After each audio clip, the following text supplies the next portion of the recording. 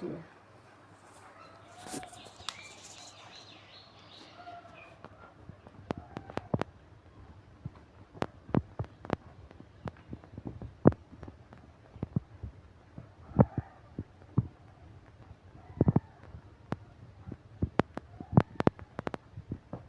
வெங்காயப்பொடி போட்டாச்சு.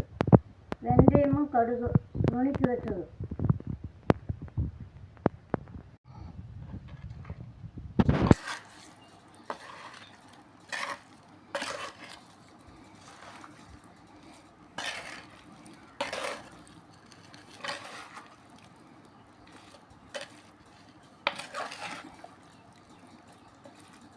எண்ணெயில் போட்டு நல்லா ஊர்னு விட்டு 2 நாளைக்கு வச்சு அப்புறம் எடுத்து பார்த்தீங்கன்னா எண்ணெய் ஊற மேலே முதங்கி வரும்.